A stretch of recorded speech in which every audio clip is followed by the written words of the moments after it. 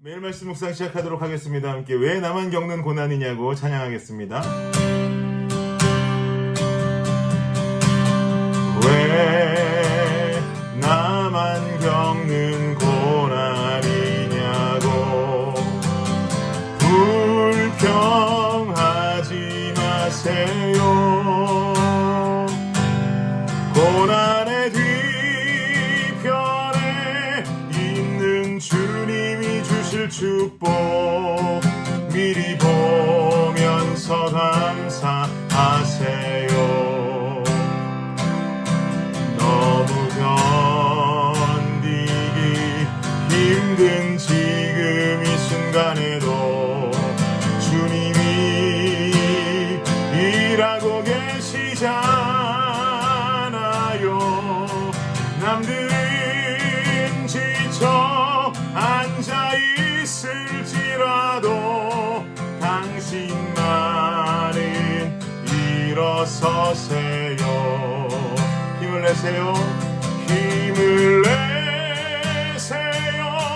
힘을 내세요. 주님이 손잡고 계시잖아요.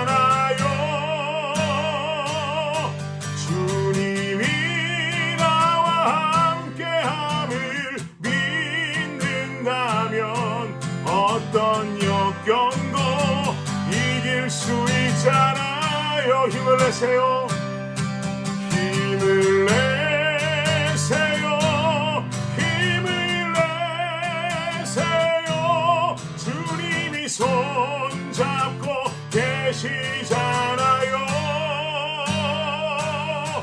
주님이 나와 함께함을 믿는다면 어떤 고난도 견딜 수 있잖아요.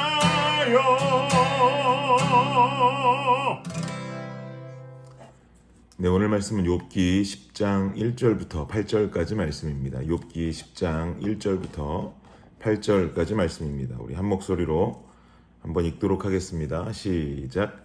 내 영혼이 살기에 곤비하니 내 불평을 토로하고 내 마음이 괴로운 대로 말하리라.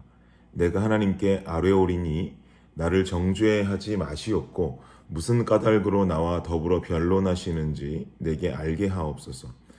주께서 주의 손으로 지으신 것을 학대하시며 멸시하시고 악인의 꾀에 빛을 비추시기를 선히 여기시나이까. 주께도 육신의 눈이 있나이까. 주께서 사람처럼 보시나이까. 주의 날이 어찌 사람의 날과 같으며 주의 해가 어찌 인생의 해와 같기로. 나의 허물을 찾으시며 나의 죄를 들추어 내시나이까. 주께서는 내가 악하지 않은 줄을 아시나이다. 주의 손에서 나를 벗어나게 할 자도 없나이다. 주의 손으로 나를 빚으셨으며 만드셨는데 이제 나를 멸시하시나이다. 아멘. 네, 오늘 본문에서도요, 여지없이 하나님께 탄원을 드리는 욥의 모습을 볼 수가 있습니다.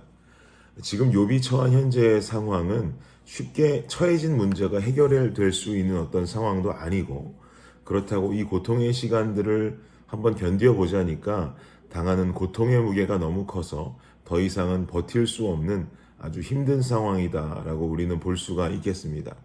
한번 1절 말씀 한번 보시겠습니까? 1절 말씀 함께 읽겠습니다. 시작.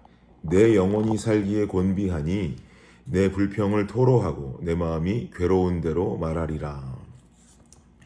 내 영혼이 곤비하다라고 말하고 있죠. 내 영혼이 곤비하다라는 말은 그만큼 나의 상황이 현재 아주 힘들다라는 이야기입니다. 이 내 영혼이 곤비하다라는 말을 원어적으로 해석하면 어떤 뜻이 되냐면요. 내 영혼이 나를 혐오한다.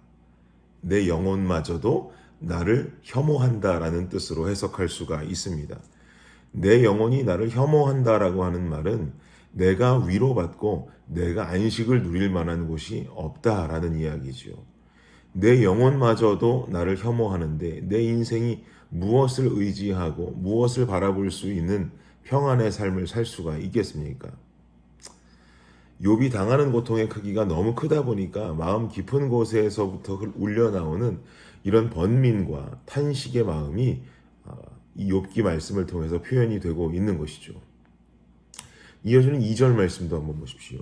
2절도 한번 읽겠습니다. 시작. 내가 하나님께 아뢰오리니 나를 정죄하지 마시옵고 무슨 까닭으로 나와 더불어 변론하시는지 내게 알게 하옵소서. 욥은 하나님께 현재 요청을 드리고 있습니다. 어떤 요청이냐면요, 내게 왜 이런 일들이 일어나고 있는지 그 까닭을 알고 싶다, 이 말입니다.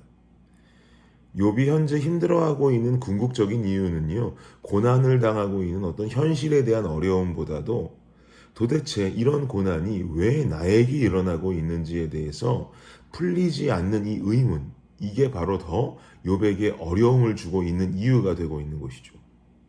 그래서 하나님께 여쭙기를 그 까닭이 무엇입니까? 내가 왜 이런 고난을 당하고 있습니까? 그 이유가 과연 무엇입니까? 라고 여쭙고 있는 것입니다. 제 개인적으로요, 몇 달 전에 감기 몸살로 아주 큰 곤욕을 치른 적이 있습니다.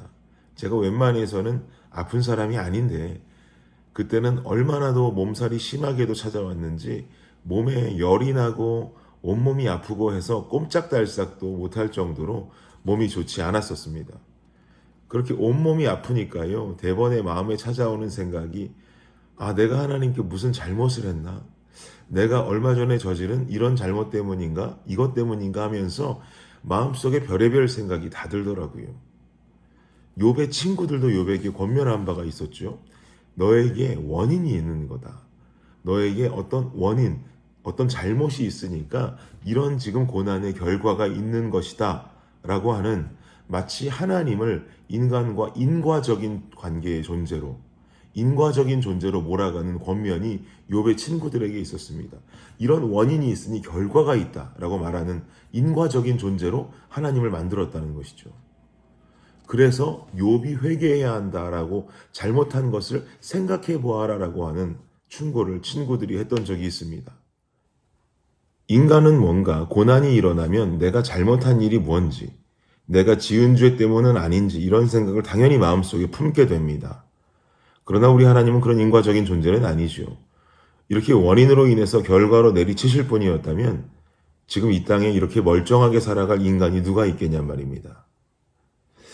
그런데 우리가 여기서 바로 알아야 할 중요한 사실 한 가지가 있는데요. 그게 뭐냐면 현재 욥의 친구들의 권면과는 좀 다른 부분의 인과적 컴플레인을 하나님께 드리고 있다는 것입니다.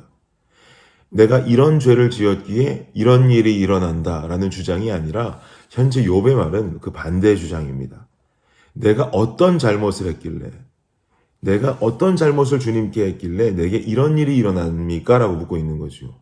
무슨 말이냐면 내가 지금 이런 고난을 당할 만한 잘못을 한 게 뭐가 있냐고 주님께 컴플레인하고 있는 것입니다.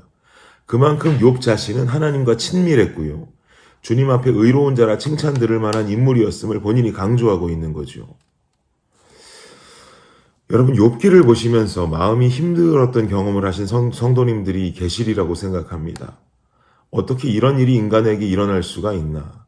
재산도 다 뺏기고 자녀들도 죽임을 당하고 온몸은 가려움증으로 고통을 겪고 있는, 마치 세상의 고통은 모두 짊어지고 살고 있는 욥의 모습을 보면은요, 묵상하면 할수록 마음이 힘들어지는 것이 사실입니다. 그리고 욥은 하나님 앞에 탄식하고 하나님께 까닭을 물으면서 마치 하나님 앞에 자신의 신세를 컴플레인하고 있는 것처럼 보여집니다. 하나님을 원망하는 것처럼 보여진단 말입니다. 그런데 여러분, 3절에서 8절 말씀을 쭉 훑어보면은요, 주님이라고 하는 말이 여러 번 등장하는 것을 알 수 있습니다. 욥이 하나님을 호칭할 때 주님이라고 호칭합니다. 약 9차례나 등장하는데요. 이 주라고 하는 단어가 오늘 성경 본문을 통해서 보면 마치 3인칭 단수처럼 여겨지지만 실상 히브리어 원문으로 보면은요, 이 주라고 하는 단어는 3인칭이 아닌 2인칭으로 쓰여져 있음을 확인할 수가 있습니다.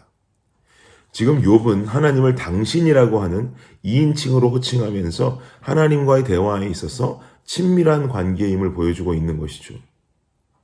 즉, 이 모든 것이 신세 한탄 같고 이 모든 것이 하나님 앞에 원망을 드리는 것 같아 보이지만 실상은 주님 앞에 드리는 기도의 고백임을 알 수 있습니다.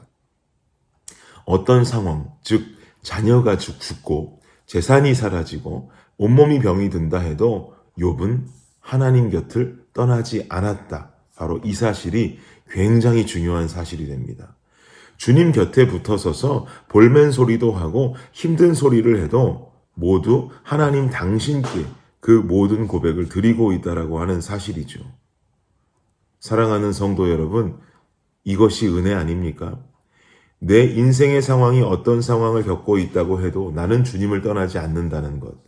내가 견딜 수 없는 고통의 시간을 지난다 해도 나는 주님을 떠나지 않는다는 것. 바로 이것이 욥의 신앙이고 우리가 욥을 통해 배우고 결단해야만 하는 신앙인의 모습입니다. 잘 이해해야 되는 것입니다. 어떠한 상황 속에서도 지켜내는 하나님과의 친밀함, 하나님을 떠나지 않는 마음의 자세가 넘어진 자를, 쓰러진 자를 일으키는 큰 힘이 됩니다. 사랑하는 성도 여러분, 한 주간 산전수전 다 겪으며 열심히 살다가 주일에 교회에 와서 조용한 예배당에 앉아서 아버지 하고 주님 이름 불렀을 뿐인데 이유 모를 눈물이 흘러내릴 때가 있습니다.